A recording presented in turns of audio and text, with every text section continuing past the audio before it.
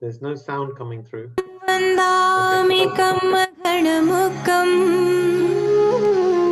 विसहर विसनिन्नासं मंगलकल्याण आवासं विसहर फुलिंगमन्तं कंठे धारे जोसयामणु तस्य गहरोगमारी जराजन्ति उवसामं चिट्ठौ दूरे मन्तो तुझ्यपणामो विबहुफलो होयि नरतिर्ये सुविजीवा पावन्ति न दुःखदोहगम् तुह समते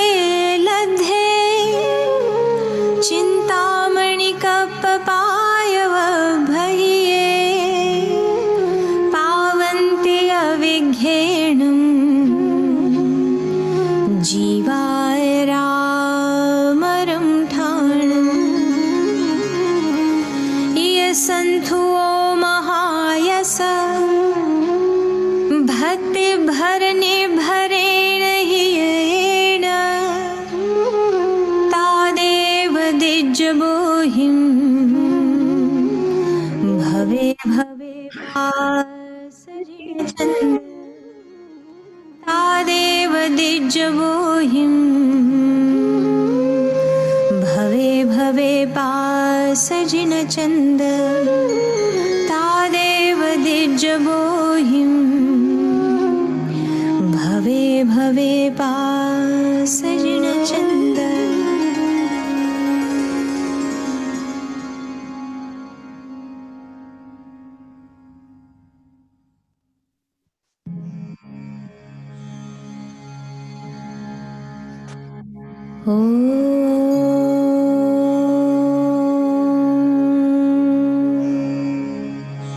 उवसगहरं पासं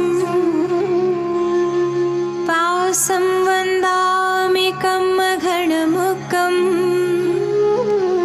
विसहर विसनिन्नासं मङ्गलकल्याण आवासं विसहर फुलिंगमन्तं कंठे धारे जोसयामणु तस्य गहरोगमारी दुःखजराजन्ति उवसामं चिट्ठौ दूरे मन्तो तुझ्यपणामो विबहुफलो होयि नरतिर्ये सुविजीवा पावन्ति न दुःखदोहगम् तुह समते लद्धे चिन्तामणिकप्पपायवभये पावन्ति अविघ्नेणं जीवाय रामरं ठाणम् यसन्थो महायस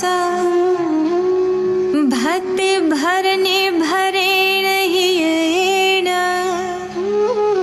तादेव दिज्जवोहिं भवे भवे पासजिनचन्द तादेव दिज्जवोहिं भवे भवे पासजिनचन्द तादेव दिज्जवोहिं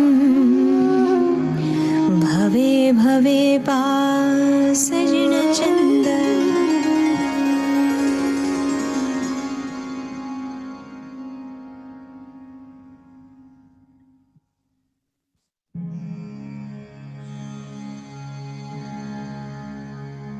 ॐ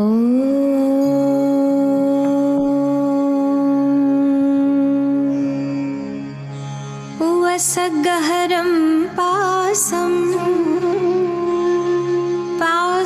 Vandamikam Maghanamukam Visahar Visaninasam Mangalakallana Avasam Visahar Fulingamantam Kanthe Dhare Josayamanu Tassagaharo Gamari Duttha Jarajanti Uvasamu Chittau Dure Manto Tujha Pranamo Vibahu Falo Hoi Naratiriye Suvijiva Pavantina Dukha Dohagam Tuha Samate Ladhe Chintamani Kappapayava Bhaye Pavanti Avighenam Jivaya Ramaram Thanam Yasantu Mahayasa Bhakti Bharani Bharena Hiyena Tadeva Dijjabohim Bhave Bhave Pasajina Chanda Tadeva Dijjabohim Bhave Bhave Pasajina Chanda Tadeva Dijjabohim Bhave Bhave Pasajina Chanda.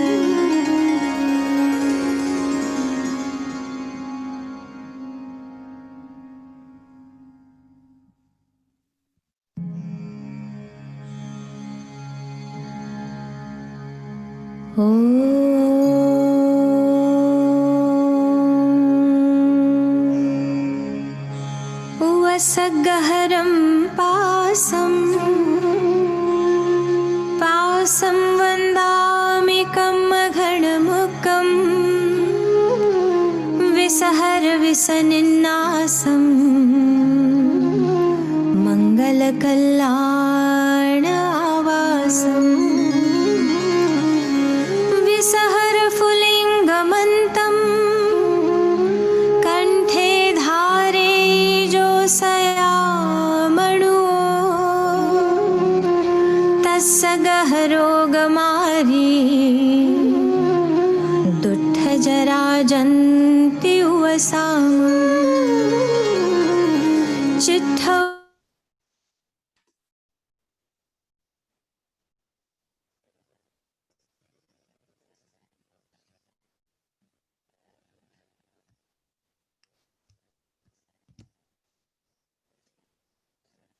Hello, can everybody hear me? Can everybody hear me? Hello. Yes. Yes. Hi, we can. Jayjinendra. Yes, we can. Jayjinendra. Can you all see me? Yes, great. Yes, we can. Well, welcome, Jayjinendra. Lovely to see you all. I can't see everybody's faces, but I'm sure you are all smiling and ready for this wonderful session this evening. First of all, I would like to say welcome. We are tonight representing SCVP Jain School. We're going to have a wonderful session today on Uvassagaram. But before I begin, I just want to give you a little introduction on SCVP Jain School. A lot of you already know a number of things about it, but I just like to share a little bit for the newcomers who are joining for the first time. Jain School has been established since 1986 with the blessing of Acharya Sri Chandraji Maharaj. We have adult classes and children classes running every Friday evening in Harrow. Since 1986, we have over 2,500 students who have gone through the school, and we have trained over 60 teachers and inspired many. We are regularly visited by Sadhvijis from India. Our headquarters are in Bihar, India, but we also have many other star in India, like Palitana and Kutch. So hope one day you get an opportunity to visit one of these beautiful places. The three pillars that we stand on is Seva, Shiksha, and Sadhana.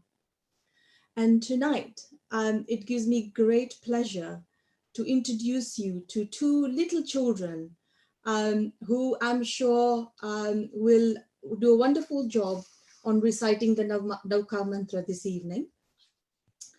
I would like to now pass you over to Sid, who is 11, and Navya, who is only 7 years old, to recite the Nauka mantra, please.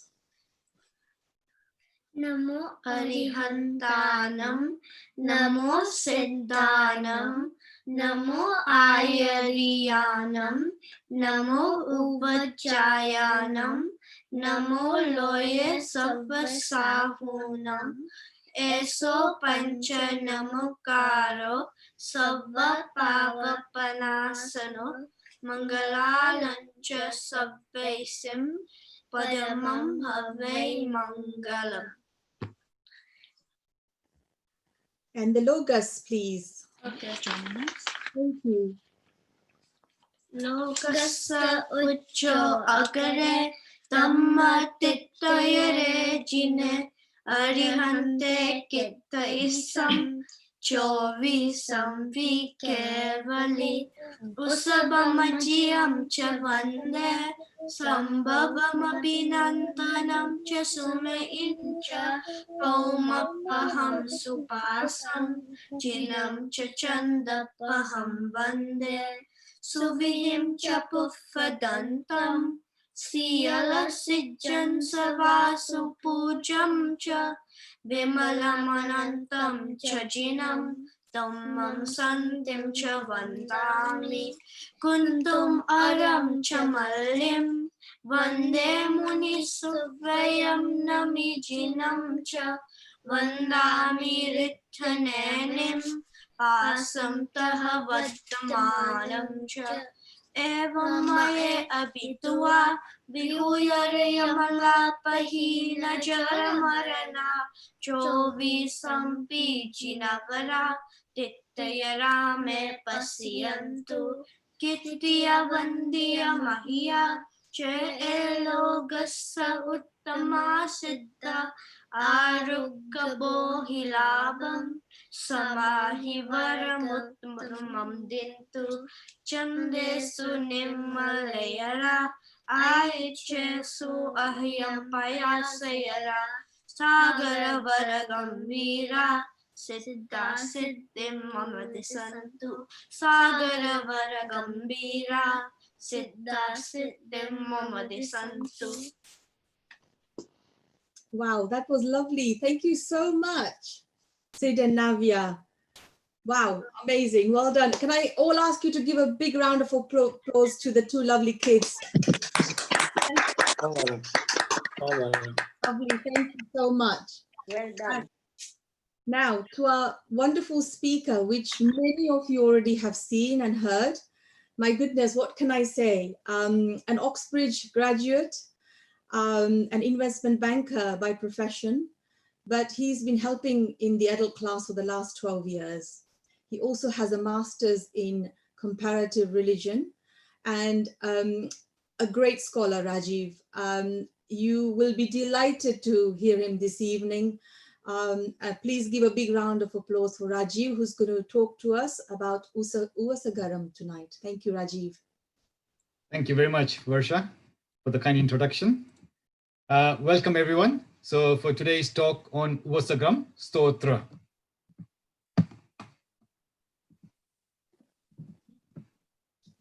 So before we begin, let me, everyone have your chats ready.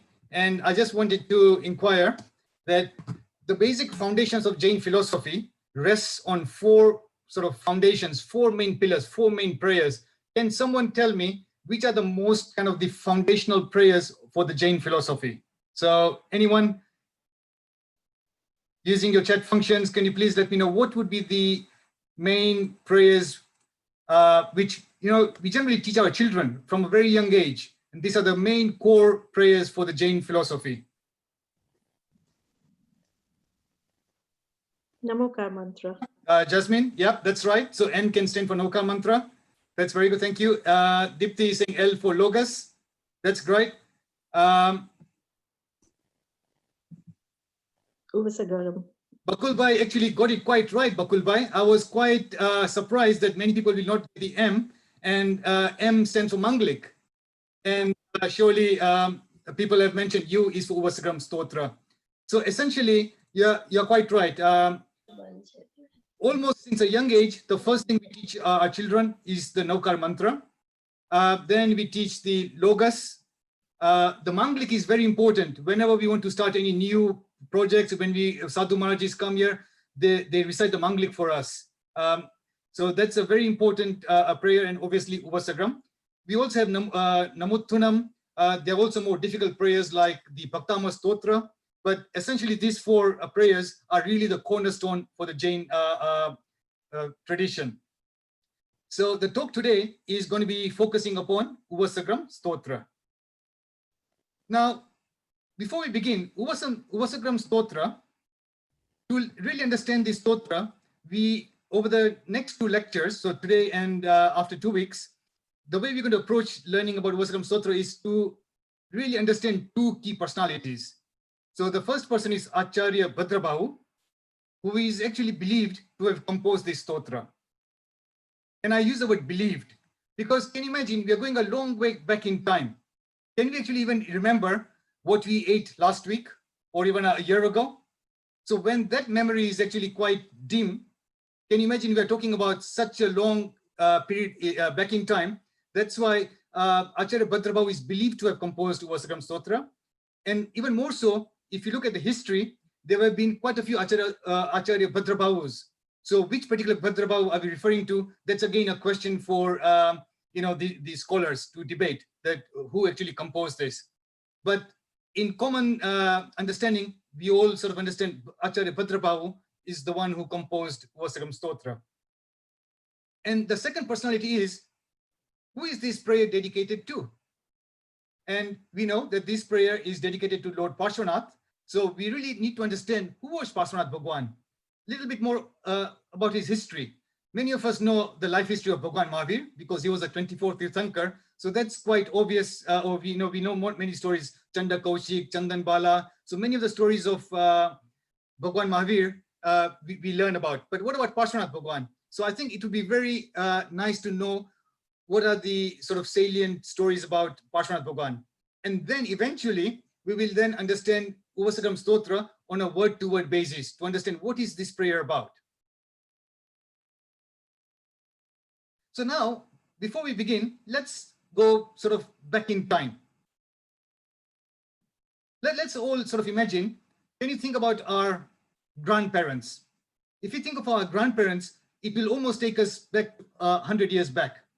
And if someone is quite young, then think about your great-grandparents. That can easily take you back to about 100 years. In fact, in my case, it's going to be quite relevant because, in fact, I would like to dedicate this talk today to my grandfather because tomorrow would have been his 15th demise anniversary, and he would have been 107 years old. So as it is, he was born in the early 1900s. So if you just think of our grandparents, and that was a period when in 1900s, I don't know how many of you have been to Calcutta, but this particular prayer here was, this particular temple was actually in Calcutta. And it's a very nice, iconic temple here in 1900s. If you then go slightly back in, if you go slightly further back in time, you look at 1600s, you are going to the period of Acharya Hirvijayaji Maharaj. And this is the time when the Delvara temples were built. Delvara temples actually started in the 1100s, and over a period of time, there are 5 key temples in Abu. And the last 2 temples on Parshvanath Bhagwan and Bhagwan Mahavir were built around the 1500 time period. Then if you go towards the 1500 time period, it's going to be the Palitana. In fact, many of you might remember, just a few weeks ago, we actually celebrated the 489th Dhaja ceremony, the flag ceremony of Palitana. So we're almost going back 500 years back in time.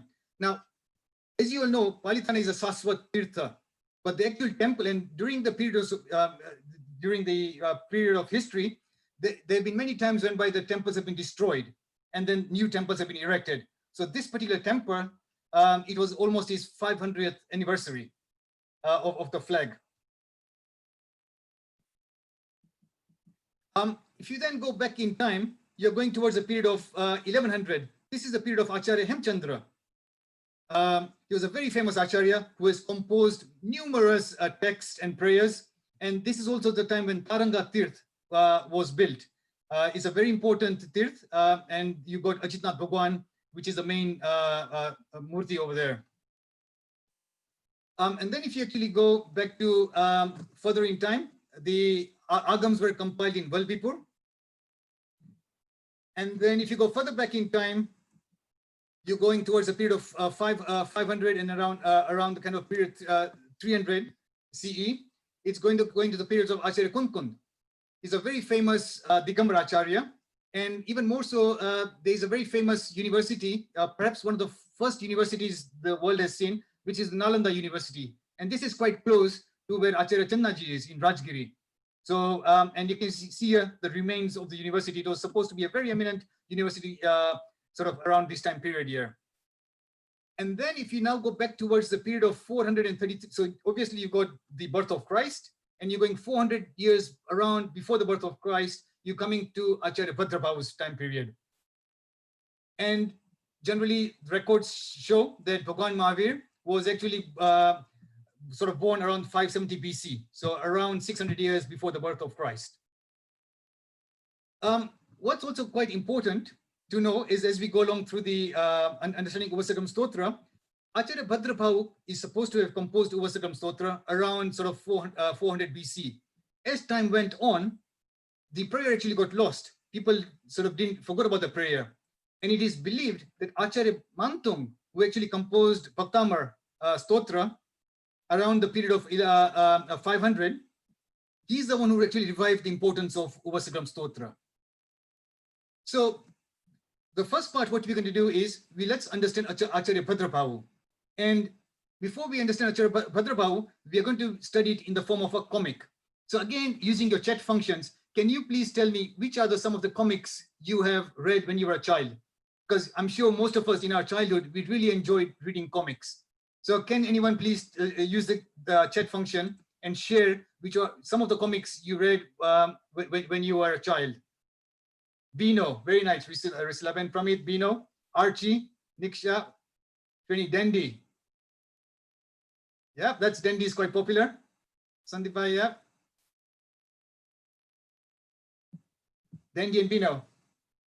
Amar Chitrakatha, very good. In fact, yeah, Ketan, Amar Chitrakatha, Dandy, Tim, yeah, Tintin, yeah, Tintin, man.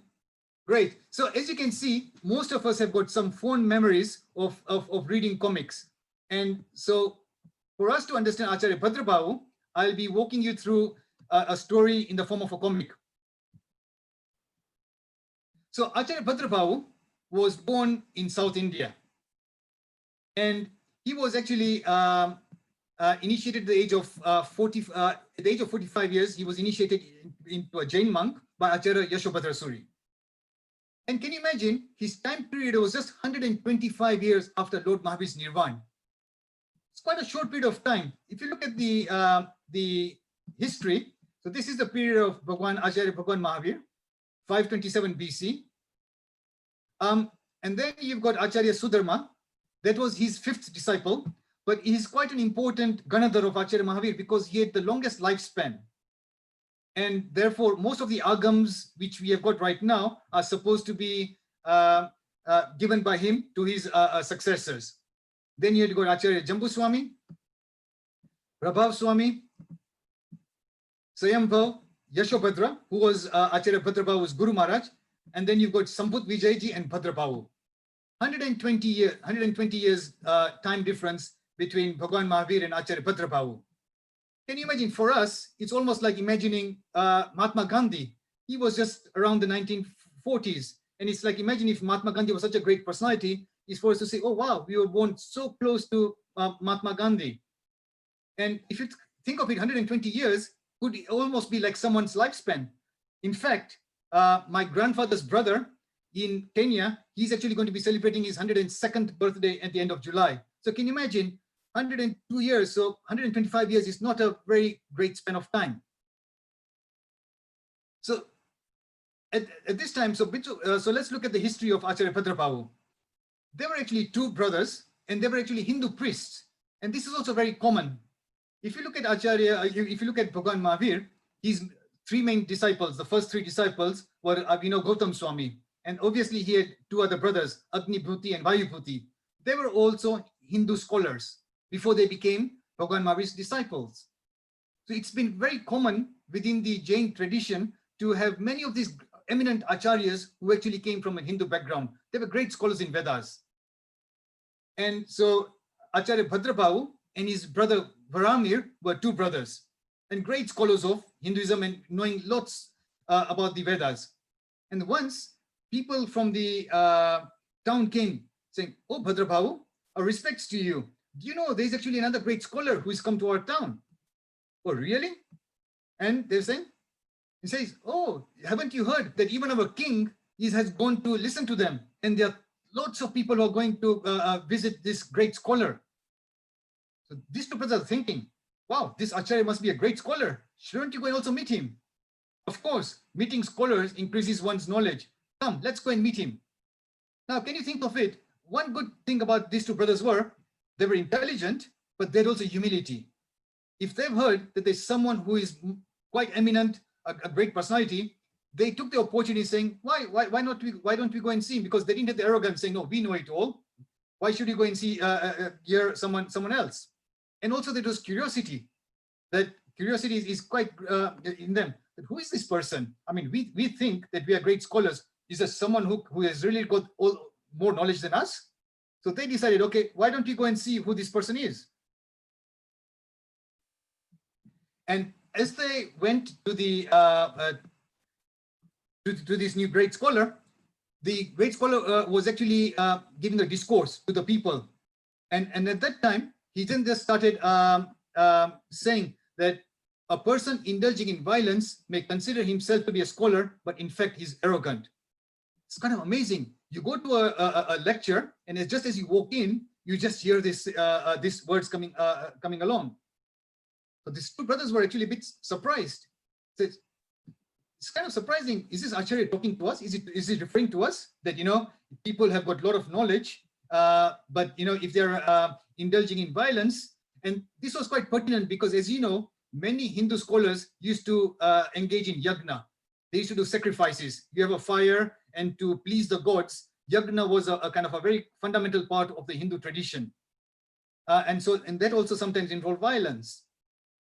So the elder brother Bhadrabahu says, don't worry, let's actually engage in a debate with him. You know, I'm sure we'll win, you know. So they actually come and bow down to him. And Acharya Yashobhadra sort of refers to them. Bhadrabahu, welcome. The two brothers are saying, amazing. How did he know our name? But then they said, who doesn't know us? I mean, we are the greatest scholars of our city. So it is no surprise that the Acharya knows about us. We are known in the entire south of India for our knowledge. And then one of the brothers is asking the Guru Maharaj, and can you imagine, he's asking very straight, they were very straightforward question. Did you taunt us at our abilities by reciting the verse, Na chitta tayaye bhasa puno vijjanu sasanam trishna pavakkamehim bala pandiya manino. You see Pandit, you see the word here, Pandit. So it's again trying to say that people who are scholars, you know, did you taunt us by this verse here? And the Acharya Maharaj then says, these are the words of Bhagwan Mahavir. We do not taunt anyone. We just speak the truth. So he says, can you please explain to us, what does this verse mean? And so when he says, what does this verse mean? He says that what this verse means is that knowledge alone is not enough. You need knowledge and you need conduct. And then the Guru Maharaj is giving some examples of making them understand. Can you imagine you got a chariot? Can a chariot run on one wheel? No, it needs two wheels. So you have knowledge and you've got conduct. Similarly, if you have got a bird, can a bird fly with just one wing? No, a bird cannot fly with just one wing. So therefore, you have got a lot of knowledge, but if that knowledge is not supplemented with conduct, then it's futile, it's useless. And he also gives another example. Can you imagine there were two people, one person is blind and another person is lame, they cannot walk. But if you have both of them who use their skills together, so the blind person can walk and the lame person can see, then they can actually make progress, they can move forward. Both of them have got some limitations, but if you combine both of them together, you'll actually be able to make progress. And in this manner, it really made sense to them, to these two brothers. Well, what the Acharya is saying actually is making sense. Before we go further, anyone in the group has got the name Bhadra, because we know we are talking about Acharya Bhadra Bhavu, or anyone whose mother is called Bhadra Ben, anyone whose sister, Sasu, anyone called Bhadra? Anyone, do you know? Anyone in the chat program? In the chat, anyone you know? Do any of you know anyone by the name of Bhadra? Your aunt, Masi? No one? Okay, so Dipti Ben is saying Bhadra Ben Mehta is Raj's mom. Great. Okay, do you know what Bhadra means then? What does Bhadra mean? Anyone know what does Bhadra?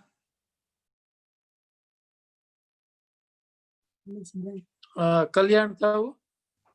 Kalyan Kar? No, not really. Welfare. Humble. I think that's, yeah, Kinjal, yeah, that's right. It's humble. Bhadra means humble. So it's quite close. So Bhadra means gentle. So the Guru Maharaj then says, okay, so Bhadra Babu says, I really like what you preached to me. And at this stage, I would like to really become your disciple.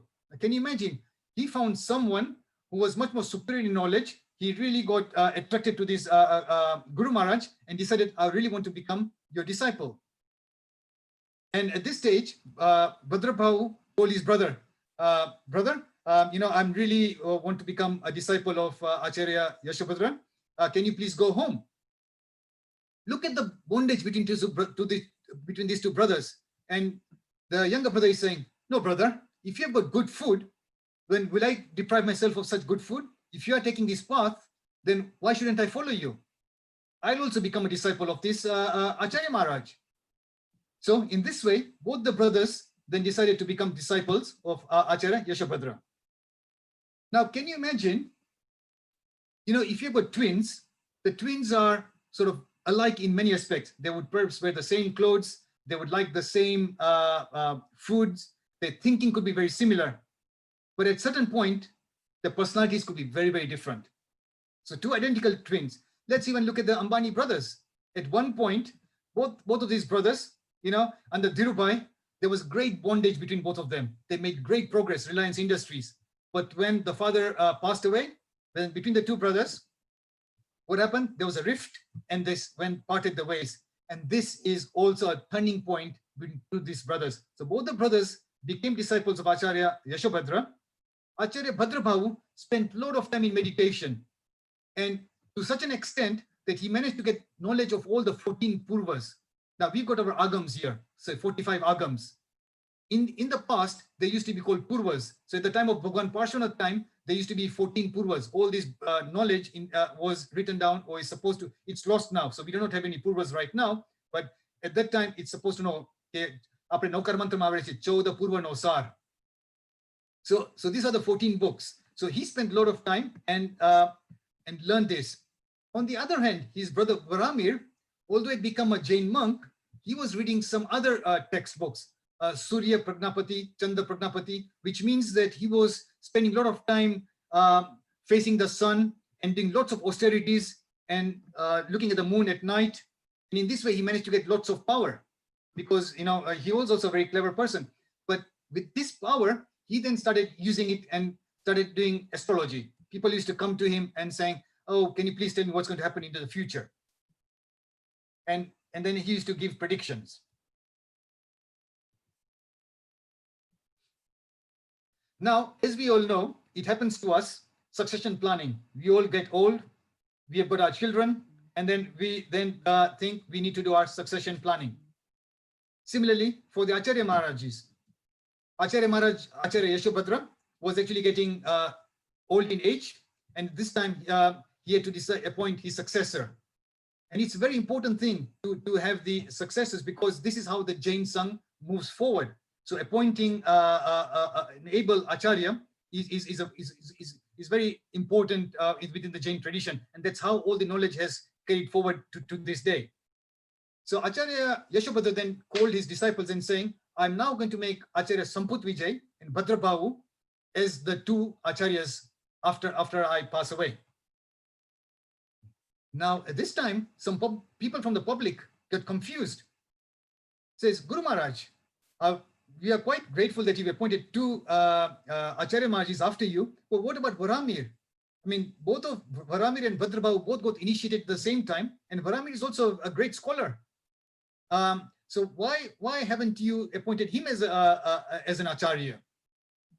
And the Guru Maharaj says, yes, but he considers his little knowledge to be as vast as the ocean. And he's giving a comparison.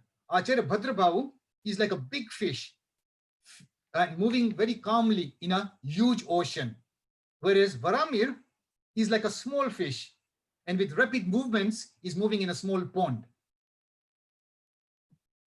Now, can you imagine? Truth is bitter. This is Varamir here in front of the assembly of all the monks and all the public. When Acharya made such candid remarks, Varamir got really, really annoyed.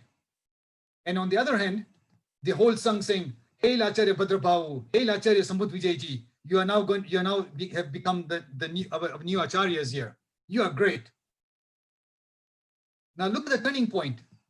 Varamir at one point was very egoistic, that my knowledge is as good as my brother. Why shouldn't I also have been appointed the Acharya? Acharya Yashodhara has made a great injustice.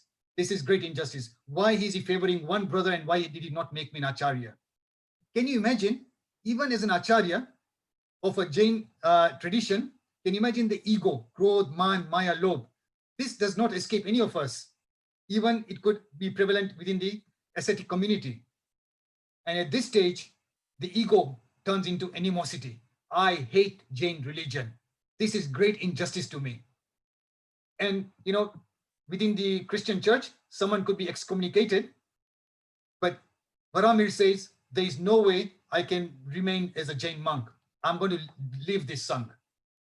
And he himself sort of got himself excommunicated. And what did he do? Because obviously he had great knowledge, he then started resorting to his knowledge. He's saying, you know what? I have been doing meditation on the sun for 12 years. And I've got great knowledge and I can predict. And lots of people came to him and my predictions are never wrong. And to such an extent, because his predictions obviously became true many times, he was then appointed as a state priest. So the king Najehoi, he became the state priest. And and he was taken in a palanquin, and he enjoyed this pomp and ceremony being the. Now at this time, what happened? That the king was actually going to give birth to a son, and he came along. And as we all know, when you were born, kundli kade. Now even in the traditionally, it goes by the Rashi. They give you 2 or 3 letters, and based on the letters of our names generally would have been formed. And also a kundli is done. So the king came to the Acharya Varamir, to Varamir and also to Acharya Bhadra Bahu, saying, I'm now going to give birth to a son. Can you please predict the future of my son? And here is Varamir. Your newborn child will live 100 years. He will be more intelligent and famous and valorous than you. And what does Acharya Bhadra Bahu do? He remains silent. The king asks him again, Acharya, please, can you please tell me what's going to be the future of my son? And he still remains silent. And upon persistent insistence, then he asks, please, Acharya, can you please tell me? And at this time, Acharya tells the truth, that your son will die in 7 days. Your newborn baby is going to die in 7 days. And how will he die? He's going to die because of a cat. And Varamir got angry. This is white lie. My knowledge of astrology can never go wrong. My brother has got great animosity towards me, and that's why he's sort of slandering me. But the king did not want to take a chance. What if Acharya Bhadrabha was right? So what did he do? He went to he told all his soldiers in the entire kingdom, make sure there is not a single cat in our kingdom. If they are, lock them somewhere or take them out to a different town or different kingdom. I do not want a single cat in my kingdom. And to that extent, Varamir himself said, take the child, let's put them into a cellar. Palace na cellar hoy king ma, we'll lock all doors, close all doors so that not a single cat can come in. And I myself will guard the door here with a sword. And lo and behold, after 7 days, the child does die. And what a shock that the child has died. He says, how has the child died? And then the king comes in saying, this is very surprising. There was no cat. We did not see any cat entering the room. And eventually what happened, on the pillar, there was a rod which actually fell on the child's head. And on close inspection, they found that there is actually a emblem of a cat on that rod. And that's what killed the child. And the king came to Acharya Bhadrabha, paid his reverence, saying, Acharya, you are quite right that my child did die of this. And at that time, Varamir was sort of, people really said, your predictions came wrong. And can you imagine, he was on the street and look at the people. The people were mocking him. What sort of pandit is this who cannot predict the future, even a kid? Chokrano pan future nathi predict kar sakta. What about me? Maru future kena predict kar se. And Bijar the man's okay, he's a total fraud. He said that he has done a lot of austerities towards the sun. He's an open book. He's a total fraud. And then the king calls him, saying, Varamir, you are fired. You're no longer going to be the state priest. And here is Varamir, his ego totally tarnished, and he then goes walking around like a vagabond in the forest. And he then sort of dies just wandering around in the forest. Now look at the Jain tradition. That doesn't go wasted. So Varamir, because he was an acharya, he had obviously done a lot of studies, and he had also studied quite a few scriptures. He then became a dev. But what kind of dev did he become? He became a Vyantar dev.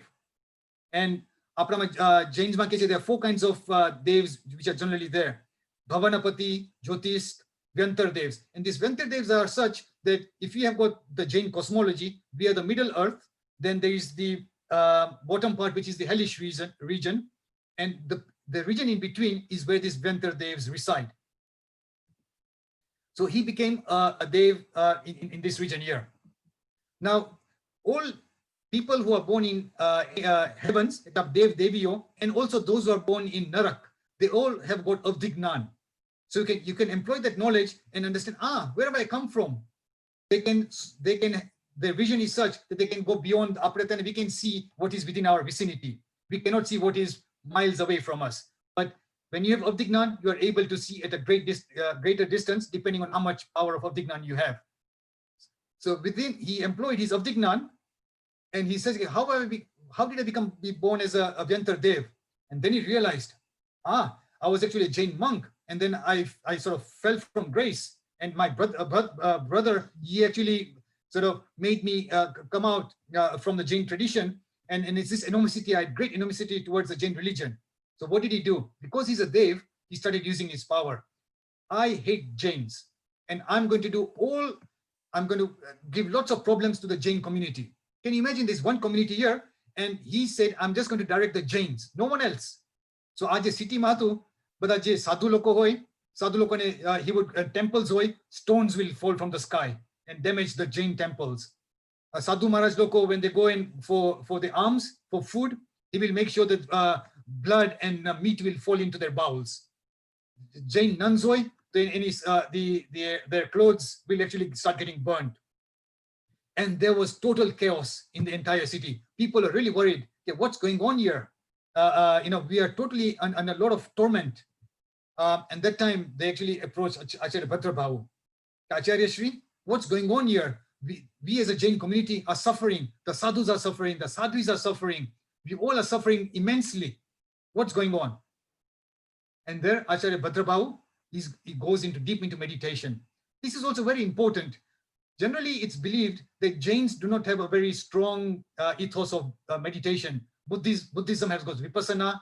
Other religions have got meditation, but Jains really do not have. And this is really not true. Acharya Bhadra Babu sat in quiet contemplation, was meditating, and through his meditation, he realized that there is, who was my brother once, Varamir, he's now born as a Vyantar Dev, and he's got all these powers for him to do this torment on the Jain religion. So this is a time when Acharya Bhadra Babu then said, do not worry, and he recited the Uvassagaram Stotra. So, and Uvassagaram Stotra, he recited this Stotra at this time. He sprinkled the water on the people, and gradually all the calamities and all the problems started going away. And he said everyone should observe Ambel for 3 days and recite this Stotra every day.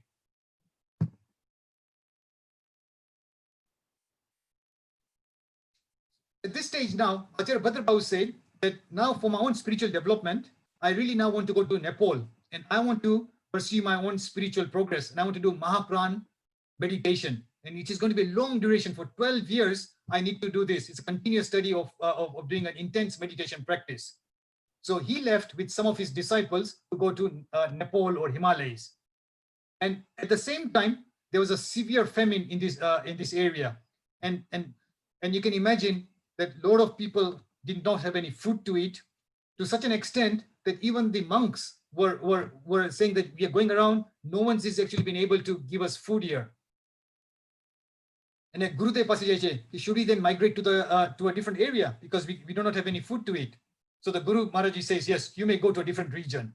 And some other monks decided to take Salekna. And this is not suicide. It's known as that, now there are problems around, and in a very samyaktva, in a very calm and composed manner, they said, okay, we're now going to, the end is near and we'll die very peacefully. Also at the same time, then the Guru Maharaji said together saying, because of famine, many great scholars are dying. And as you know, from Bhagwan Mahavir to this time period, all the Jain tradition was being passed on orally. Now they realize that with all these great scholars passing away, there's going to be a great risk of us losing all this knowledge. So it's about time that we either start capturing this knowledge. So they said, the only person who has got the full and complete knowledge is Acharya Bhadra Babu. He had knowledge of the 14 Purvas, which is the entire. So he's known as a Shrut Kevali. He has not got Keval Gnan, but from a scriptural point of view, he's known as a Kevali. He's got all the knowledge of the entire Jain philosophy. So then they said, why don't you go to Nepal, send some monks to Nepal, and he's there in Himalayas, and let's ask him if he can transfer the knowledge to us. So some of the disciples went to Himalaya. They met his Acharya Bhadra Babu's disciples and saying, okay, we would like to make a request to Acharya Bhadra Babu. Now he's in deep meditation. And pinch kare. So then Acharya realizes, he comes out of his meditation and saying, some Sadhu Maharajis have come and they're asking if you're able to impart some knowledge. Now Acharya Bhadra Babu was quite determined to get focused on in his meditation. But what's very important, a Sangh request aviche. Sangh, the community has asked for a request. And it is actually said that apna ke 24 tirthankar che, but je Sangh je che apno, the Sangh, it's considered to be the 25mo tirthankar. So he said that if the Sangh is asking this, I should obviously oblige to them. So he said, why don't you do this? Send me some able scholars and I will actually be, I'll teach them, I will teach them the knowledge I have. So about 500 disciples started going from Nepal towards Nepal. As they were going along, many of them got too tired. Oh, this journey is too long. Do we really think that we'll be able to learn from Acharya Bhadra Babu? So dime dime, half of them turned away. They said, no, I think we really can't go all the way there. Then for some of them who managed to reach the Himalayas, Acharya Bhadra was giving them 7 lessons every day, and very intense lessons. And many of these other monks saying, oh, we've done rigorous penance, but we have gained nothing. This learning is beyond us. And eventually many of them saying, let's just turn back. Only one person remained back, and that's Stulibhadra. So Stulibhadra managed to acquire knowledge of the 10 Purvas. So he got the knowledge and the meaning. Then the 12 years finished, and then the Acharya then told Stulibhadra, look, my meditation is complete. Now let's go back to the city where we came from. So they went back, and when they reached the city, Sadhuji Maharaj came to the Acharya Maharaj, and this was actually the Sadhuji Maharaj who were sisters of Stulibhadra. And then saying, Acharya Shri, we would like to have darshan of Stulibhadra. Can we go and can we have your permission to go and see him? So the sisters went to Stulibhadra. He says, yes, he's meditating near the cave. Why don't you go there? Stulibhadra knew his sisters were coming to meet him. And because he had done all this knowledge of all the scriptures, he had lots of power. So he transformed himself into a lion. And when his sisters who were nuns came along, they got scared. Acharya, she told us there was our brother is going to be here, and they got scared. Maybe the lion has eaten my brother. And terrified, they went back to the Acharya Shri. Acharya Shri, we are quite fearful. I think a lion must have eaten our brother, because we did not find our brother. There was a lion there. Acharya Shri again went into meditation, and in his meditation he saw, nope, this is not true. Acharya Stulibhadra has actually misused his knowledge. He has all this knowledge, and he transformed his body into a lion, and just to show his sisters, what kind of powers he's got. Acharya got very, very upset and says, Stulibhadra, you have not been able to digest the knowledge. Henceforth, I will not be able to give you any more knowledge to you. The son got very disappointed. He says, this is a golden opportunity. No one has got so much knowledge, and now all the knowledge will be lost. They all requested Acharya Shri, please forgive Stulibhadra. Can you please impart knowledge to him? Eventually, because the Sangh, and he again at this time decided, it is my duty that the Jain religion should not the knowledge should not just evaporate. He said, fair enough, I will relent to your request, but all what I will do is I will give him knowledge of the remaining 4 Purvas, but without the meaning or the essence. He has not been able to digest this, so I'll only teach him the textual, what the remaining knowledge is. So at this stage, so we know that Stulibhadra Napadam Avet ne Mangalam Bhagwana Viro, Mangalam Gautam Prabhu, Mangalam Stulibhadradya, Mangalam Jaina Dharmostu Mangalam. So that is this Stulibhadra, that he is the person who really received the knowledge from Acharya Bhadrabahu. Now, in this same time period was a king called Chandragupta, and Chanakya was his minister, and he said, that we've got a very Acharya Bhadrabahu is in our city. So the king says, I would like to go and meet the Acharya, and the king goes to meet the Acharya, and he says, Acharya Shri, I've actually got some dreams, and I got some very strange dreams. And can you please decode them to me? Can you please make me understand what the dreams are? So my first dream was fallen branch of a Kalpavraksh tree. What does that mean? So Acharya Shri says, that means henceforth no king will become an ascetic. If you remember, if you look at the history of Jainism, it was very common that someone would become a king of or a Chakravarti, and when the time was right, they would then become monks and nuns, and their children will become the king. And this was almost like a traditional thing. But he says now no more kings will become ascetic. The second dream was the sun has set in the afternoon, and Acharya Shri says, what does that mean? No Kevali in the future. Knowledge will fade with time. The other dream was holes in the moon, which means there will be many sects. We observe right now, even 2000 years after Bhagwan Mahavir, that there are so many sects of Jainism. Before there was just Swetambar and Digambar, but now as you can see, there are quite a few sects. Then the other dreams was ghosts dancing in the sky. He says like, in this picture here, people will start worshipping false deities. Then the fifth one was serpent with 12 hoods, terrorizing. Then Acharya said that means severe drought of 12 years. Then the other dream was celestial vehicle but return. So he says visits from the devs will stop coming. Pehla kehta tha ki devis used to come here. But he says that will stop. Lotus blossoming in trash. Religion will blossom in all castes. And so forth. So essentially, he had about 14 dreams. Some of them are quite important. Glowworms in dark. He says he dreamt there were glowworms in the darkness. He says some religion in the dark ages. So we are in the dark ages and there'll be some remnants of religion. Ocean is dried except in the south. So he says religion will prevail in the south. A strange dog is eating in a golden plate, like in this picture here. He says immoral people will have more wealth. In this picture here, monkeys jumping on the back of an elephant. Lower caste will rule the world. In this picture here, like a tsunami, and he says kids and disciples will not obey the guru, which means that the water is extending its limit. The ocean shore hoy, the water is crossing its boundary, beyond its boundary. So that means kids and the disciples are crossing their boundaries. They'll not be obeying the gurus and the parents as time goes on. The chariot is driven by calves. And he says knowledge will be drawn by children. This is quite important. If you even look at our day and age, it's many times it happens that our parents said, we were sort of economic migrants. We did not have much time to look to study the religion. And now the comforts, the children have got more comforts. And as we can see, many youngsters are drawn into religion. And Ganiba, you see parents saying, Mara chokrane, Mara kata vadare pan avade che. So the knowledge is actually drawn by children. And if you look at the 14th dream, dull gemstones, the morality will fade as time goes on. Eventually, to conclude the story of Acharya Bhadrabhavu, Acharya Bhadrabhavu and the king Chandragupta, they both went into south of India. Many of you might have been to Shravanbelgola. There are actually two hills there, Chandragiri Hill and Shravanbelgola. And it is here that they both, in meditation, they both passed away over here. So this is a very famous site here, Chandragupta, and there's actually some monuments here which are dedicated to the king Chandragupta.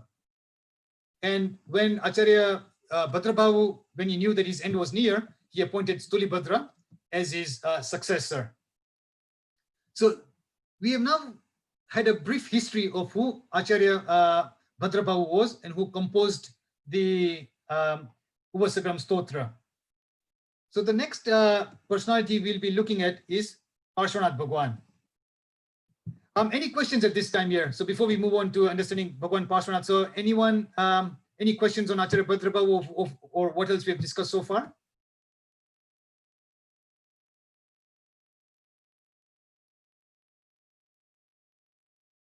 Okay. If you have, please use the chat function to ask any questions. Now, Bhagwan Parshvanath, we might not be able to complete the entire story, so we'll cover as much as we can today and then carry on after 2 weeks. Parshvanath Bhagwan was born 3,000 years ago in Varanasi. If you think of it, Bhagwan Mahavir was around 2,500 years ago. So the time difference between Bhagwan Parshvanath and Bhagwan Mahavir is about 500, 600 years. And as we know, for Parshvanath Bhagwan, there are many temples and idols of Parshvanath Bhagwan. It's probably one of the highest. If someone did a survey, that Parshvanath Bhagwan is a very, very popular Bhagwan in the Jain philosophy. Bhagwan Mahavir ni murti hoy che, Santinath Bhagwan ni murti, Adeshwar Bhagwan, but it is believed that Parshvanath Bhagwan's temples are the most.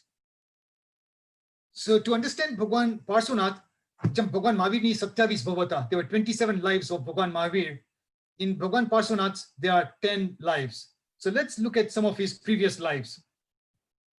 Once there was a priest, and he was called Vishwabhuti, and he was a straight priest, and his age caught up with him. He then decided, I now want to spend time in spiritual practices in solitude. So he went to the king and saying, I really want to relinquish my position. The king says, no problem, that's fine. You've got 2 sons. So I will appoint Kamath, your elder son, as your successor. So Kamath now became the state priest. Now with Kamath, Kamath was engaging in sort of immoral behavior. So he liked womanizing, he was not very honest. And whereas the other brother, Marubhuti, he was a very straightforward person. He spent most of his times in temples, and praying. And sometimes actually the king actually called him because people used to complain, Kamat Cheche, he's not very true. He's engaging in lots of immoral behavior. He's harassing us. So king actually approached him and saying, I'm giving you warning. I've heard that you are just literally sort of drinking alcohol, womanizing, and just after wealth, which is, as you can see, some of the things don't go away, whether you're 3,000 years ago or whether we're in the year 2020. Many of the vices which are here now were the same even 3,000 years ago. So the king actually gave him a warning. Please do stop this. Once what happened was that the younger brother Marubhuti was spending lots of time in the temples. So Kamath once what happened was he had a lot of alcohol, and under the influence of alcohol, he went to his brother's house and saw his sister-in-law there. And at that time, he took a gold necklace and put it on his sister-in-law. And he told his sister-in-law, "Come on, let's enjoy pleasures together." The sister-in-law was actually shocked. Says, "You are like my brother's elder brother. I actually consider you as like my God. What are you up to?" But eventually, she also succumbed to his temptation. And what happened? Kamath's wife actually saw what was happening, that my husband is actually having an affair with my brother's wife. And at that time, Vasundhara, who was actually, Vasundhara was Kamath's wife, and Varuna was Marubhuti's wife. So he says, "Vasundhara, Kamath, your wife knows about it all." Kamath actually ran to Varuna, his own wife. He says, "Why are you going to be an obstacle to my pleasures? I'm going to burn you to ashes." Because, and at that time, Marubhuti just walked in. He says, "Brother, what are you up to?" He said, why are you doing all this? What's going on? And at that time, he found out that my brother is engaging in such illicit activities. But Marubhuti was just not able to believe what Vasundhara was telling him. He says, "I can only believe that my brother is engaging in such evil activities only if I see it with my own eyes." So one day what Marubhuti did was, he told his wife, "I have to actually go to some other city to perform some ritual. So I'll be out for 5 days." He went out to the city and disguised himself as a monk. And in the evening, he went to his brother's house and said, "In the course of my pilgrimage, I've arrived here. Can I please stay here overnight?" Kamath said, "Yes, you may spend the night in the courtyard." So Marubhuti stayed in the courtyard, and knowing that her husband was away, Vasundhara, who was actually Marubhuti's wife, and Kamath openly engaged in lustful activities. Marubhuti could not believe himself. And he says, "Who can I complain? Gharma ja apda problem hoy, kone complain karwa jaun." But eventually, he then went to saying, this is too wrong, and this is just continuing. He then said, "I've just got no resort but to go and tell the king." So he went to the king and says, "Oh king, I'm really ashamed to tell you that my brother is actually engaging in such evil activities, and I've seen it with my own eyes." The king was furious, and he says, and he told Kamath, this is totally disgraceful. I've given you warnings before, but now this is it. I'm going to exile you. You are now going to be, because you're a Brahman, I will not give you the death sentence. So I'm going to kick you out of the city. And he was actually put on a donkey and he was sent out, and people mocking there. Can you imagine the humiliation he faced? And at that time, again, he then started wandering in the forest. Now, Marubhuti was a very straightforward person, and he was feeling guilty all the time. What have I done to my brother? What's happening to my brother? How must he be surviving? So he actually then, after some time had passed by, he went to his brother. He says, "Oh, brother, I really seek forgiveness for what I've done to you." He says, "I know I had to go and tell the king, and please do forgive me for if you are suffering right now." And here is Kamath. He's totally in rage. "What? Are you adding insult to injury? First of all, you have caused such problems for me, and now you're actually coming and asking for forgiveness." And he took a huge stone and threw it on Marubhuti's head, and Marubhuti died. Now, once what happened is that the king was in this kingdom, and he actually saw a monk, and the monk says, I'm actually going on a pilgrimage. So the king says, can I accompany you? I would actually also like to go on the pilgrimage. And just as they were going, and they said, okay, they reached the forest, they camped there. Then there was a group of herd of elephants, and the elephant said, I can see some human settlements there. And the king of the elephant said, these people are going to create problems for us. So they became wild and started terrorizing this camp. And people were really, really scared. Eventually, what happened is the monk came forward.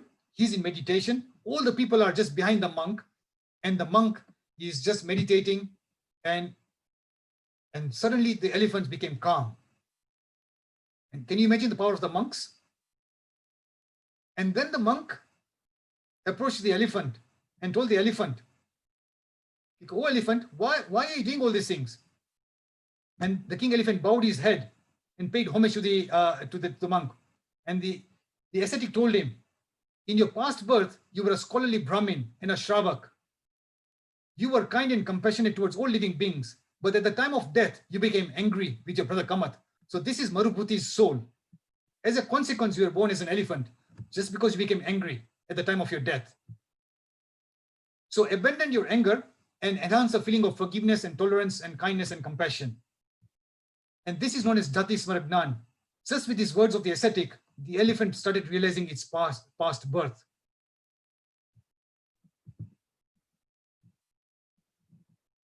And at this stage here, the elephant became so docile, and it actually started following the Shravak Dharma. What was it doing? It just used to eat fruits. It just used to eat fallen and dry leaves. He drank water from the lake, purified by the sun rays. And once he actually went into the lake and he got stuck. And there, a Kurkut serpent is a special kind of serpent, which is in the shape of a snake, but it's got the head of a hen. So this must be a special kind of animal at that period there. That you can see that it's got a shape of a snake with the head of a cock. And that time, you can see, and this is the soul of Kamath. And Kamath realized, this elephant here, and he looked at knowledge, thank you, this is my brother who actually caused so much problems to me. And he just bites this elephant here. The elephant is in very agony. Poison is all over the body. The elephant cannot move. It's stuck in a pond. And after a few days, but the elephant, again, they've got the mind. And the elephant then decided, I will not have any anger. I will pacify the anger with the water of forgiveness. And somehow, remember, chanting the Noka mantra, the elephant died and was born in the 8th heaven. The Kurkut serpent killed hundreds of thousands of creatures and again went to hell after death. So you can see, with forgiveness, an animal can become a god. With anger, a man can become a serpent and ended up in hell. This, as you might realize, is a very pathetic diagram, but something very similar happened a few weeks ago in Kerala, where an elephant died in a very similar fate. It was stuck, explosives blown, and it took a couple of days to be in this pond and died a very similar fate. We really just hope that this even elephant had a peaceful death and is now born into a higher abode. I will now, it's about 9 o'clock right now. I'll just finish off this story here, and then we'll continue in the next time. Now, after completing the lifespan of the 8th heaven, the soul of Marupati was born as a prince. And as you can see, as a prince, he became a king. And then after becoming a king, once he heard the sermon of Acharya named Surguru, and he decided to become a monk. So after being born in the heavens, he became a prince, became a king, and then after some time became a monk. And the soul of the Kamath became born as a snake. The king is doing Kayotsarg in deep meditation, and here is the snake again. Can you imagine that this anger, this vengeance is going on from birth to birth? And Kamat is coming and stinging the Muni, and the Muni is in severe pain and bore all this. And again, the saint died and went into the heaven, 12th heaven, and the poisonous snake was once died in the forest fire and went into hell. Again, after the lifespan of Marabhuti was, after the heavens, was born into the Mahavidya Kshetra area, and he was a very strong prince, and his name was Vajranab. And again, as the story goes on, that as a young prince, he became the king. His parents decided to become monks and nuns. He then became the king. And again, he listened to the sermon of Tirthankar Bhagwan there, and he himself then decided to become a monk. And he again was meditating in the forest, and the soul of Kamat then was born as an aborigine, and they used to, and how do they sustain themselves? By eating meat, killing all the animals, and that's how he sustained themselves. And this Kamat, the soul of Kamat, saw this the Sadhu Maharaj meditating, and again the recollection of the vengeance of the past births came into his mind, and saying, "I'm now going to kill this Sadhu." He just took an arrow, shot it straight, and the Sadhu Maharaj again died. So I think it's really important to see. We'll carry on the story of Parshvanath Bhagwan in the next session. But what is really important to see that how this anger is going on from one birth to the other birth, and therefore it's important that for us, and that's why it's very important. Every single time, Bhagwan naam tamara smaran karta jao. Who knows when the end is near? And therefore, if you are reciting Bhagwan naam, to ke apne ama avit ne bhakti karta chute mara pran, and that's exactly what we wish for. Ki jare mara pran chute, tare mara bhakti karvi che. So Jai Jinendra, everyone. So let's stop here at this stage. And any questions?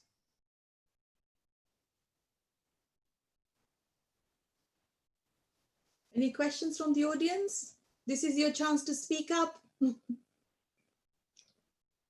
Rajeev is full of knowledge. Come on. Any questions, anything you're not sure about, or anything you weren't clear about, please ask. No, Rajeev, I think... Hello, can I one ask question. a question? Yes, please do. So for Bhadra Bahu's story, you said that Bhadra Bahu અમે લોકો એવી રીતે મેં સાંભળ્યું છે કે plague થયો તો અને ભદ્ર બાહુએ ઉવસગ્રમ લખ્યું, પણ તમારી સ્ટોરીમાં અહીંયા એવી રીતે હતું કે there was some problems with the monks and everything. That's how he wrote Uvassagaram. No, I think that's true. I think both of them are saying the same thing, because you're going so much back in time. So when we talk here, there were a lot of calamities. So Sadhu Maharaj ne pan problem thata tha, plague pan thatu tu. So the disease pan thatu tu. So essentially it's a combination of everything. So the monks and the nuns were being tormented, but again people were dying of diseases, and that was targeted towards the Jain community. So that's also true that when we look into Uvassagaram Stotra, I expected the word Mahamari, and we'll see even why it's very relevant to us in the current COVID period right now. So that is right. It was not only just plague, but there were also many other torments and calamities which was being done. Okay, thank you. Bharatbhai is asking who was the other Bhadra Bahu. There are many other Bhadra Bahus, and again we'll look into the next session. English history ma jo to King Edward I, King Edward II, King Edward VII and VIII. So in that way, if you go towards all the different time periods, you will actually find lots of Acharya Bhadra Bahus.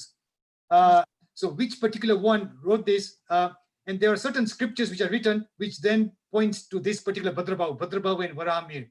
But if someone asks, can you exactly point the exact date, exact time? That's quite difficult to pinpoint. But obviously scholars are there who then look at the style of how Uvassagaram Stotra was composed and what's been documented in the various scriptures. But there have been Bhadra Bahus. You can look at the 12th century, the 13th century, the 14th century, and just go on, and there would be quite a few Bhadra Bahus throughout the entire period. Thank you, Rajeev. Thank you so much. What a wonderful presentation and colorful stories and such detail. We're really grateful. Thank you so much, Rajeev.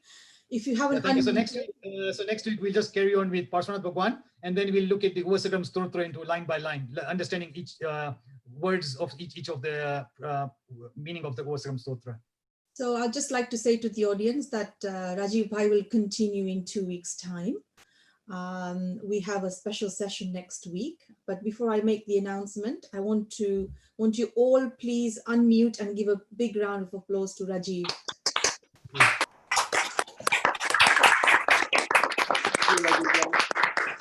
Thank you so much, Rajeev. Now, and I'm delighted to bring on board a parent, the 2 little kids you saw earlier on. I have the beautiful mom, Kinjal Ben Doshi, who's going to recite the Manglik now for us. So could you all put your hands together, please? Thank you. Chaitanendra, everyone. Yeah.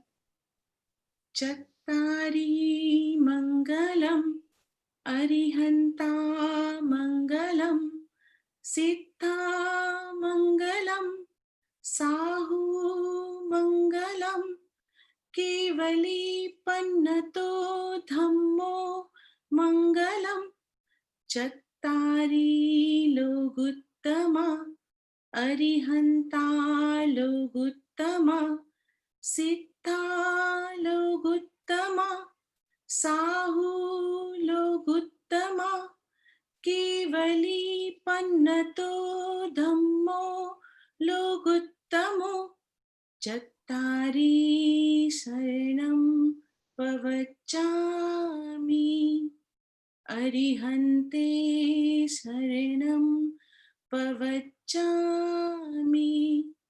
Siddhe Saranam Pavachami, Sahu Saranam Pavachami, Kevali Pannatam Dhammam Saranam Pavachami. Thank you so much, Kinjal Ben. Thank you. Lovely, lovely family session today. Really appreciate it. Thank you to the whole family. Thank you. Just a few little announcements. Next week, we have the first ever virtual Samayak coming on SCVP. I mean, I have never done an SCVP virtual Samayak before. So it'll be a first of a kind. Just, I think you can see on your screens the detail. It's in adoration of Shantinath Bhagwan. Please try and log in at 7:50 sharp because we will be starting at 7:55. We would love every single one of you to join with the children, with the grandparents, Baba, Puji, Masa, Masi, Badda, please, everyone, we would love you to all join the virtual Samayak. The more the merrier. Please spread the words amongst your family and friends to join and see if we can double the number of participants on this Friday evening SCVP session. In preparation for the Samayak next week, may I please ask if you do have these things in your home to have the Mupati, Katasnu and Charaudo. If not, it's fine. You can use a handkerchief for Mupati, and the whole idea is to bring the families together. And you know, we would love it if you all dress up as well and make it, you know, make it a really lovely session for all of us participating. If you need further details, we also have the SCVP website and the Facebook page, so you can always pass that along to all your friends. But most importantly, let's make it a really special session next week. And I urge you especially for the children to participate, because it'll be a learning session for them as well. It's very rare that we get such an opportunity like this to be together, you know, so please make a big effort. And also, I want to say that, you know, these sessions have proved to be so wonderful and fruitful in many ways and have helped so many people. And the stories, the knowledge and the wealth of knowledge from all our teachers has been, you know, it's just been fantastic. And all the help that goes behind preparing all these presentations as well. We have a lot of people in the background taking care of all the IT sessions, and we are really grateful for all your help. And what I hope you all had a wonderful, wonderful evening today. Please do join next week for the Samayak event. And the week after that, Rajeevbhai will continue with the Uvassagaram session. So hope to see you all soon. We also have next, as you already know, a poll or survey coming up. So do fill it in and let us know, have your feedback. We really appreciate it before you go. But wish you a wonderful weekend. Enjoy the sun, enjoy the garden, take care, and see you soon. And if maathi kai bhulte hoy, to michhami dukram. Thank you so much. See you soon. Bye-bye. कोई बुला